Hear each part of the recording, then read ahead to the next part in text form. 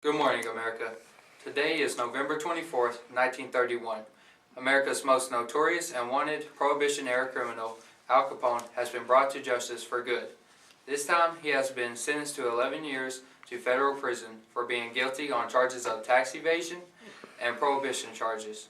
He has been fined $50,000, charged with $7,692 for court costs, and owes $215,000 plus interest due on back taxes.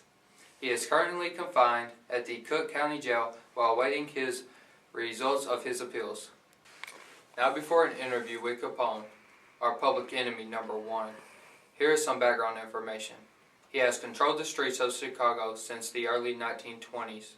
In mid-1922, Capone became second in command underneath Johnny Torrio. Later in 1925, Capone gained full power of the mob after Johnny Torrio had been seriously injured in a shooting. From 1925 to 1930, Al Capone was the big cheese. Reportedly, he had an income of over $100 million a year. On the side, he even had a business with Chicago's mayor, Hal Thompson.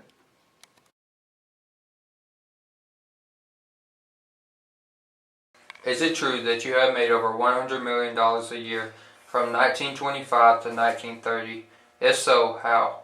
It is true because I'm involved in many things, including speakeasies, brothels, and horse races, and many more. Hey, you there. Oh, hello. Yeah, hello. Would you like something delicious and filling? Oh, yes. Well, Reese's peanut butter cups are the way to go.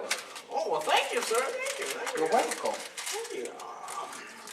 These sure are good. Gee whiz. Yeah. You know what? Buy them at a store near you. Reese's Peanut Butter Cups.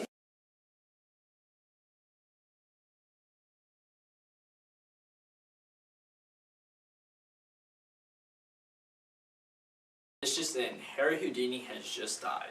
The story begins almost 2 weeks ago on October 22nd, 1926. Houdini was in his dressing room before a performance when two college students approached him.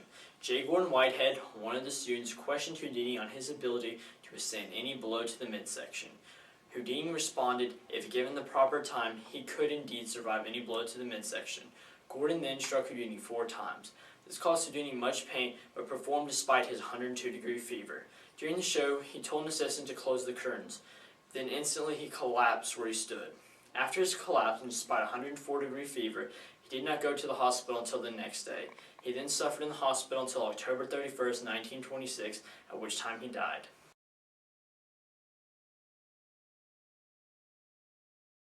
So what's your name? Hardy Houdini. Where were you when your brother died?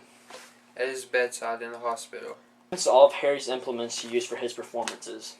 They will be given to me until my death, and at that time they will be burned. So Hardy, will you continue to perform? Yes, I will take some time off though for my grieving, but then I will continue on with my performances. Oh, looks like we're running out of time, folks.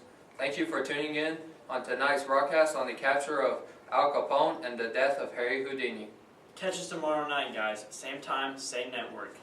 10 o'clock, channel 905. And remember, stay classy, San Diego.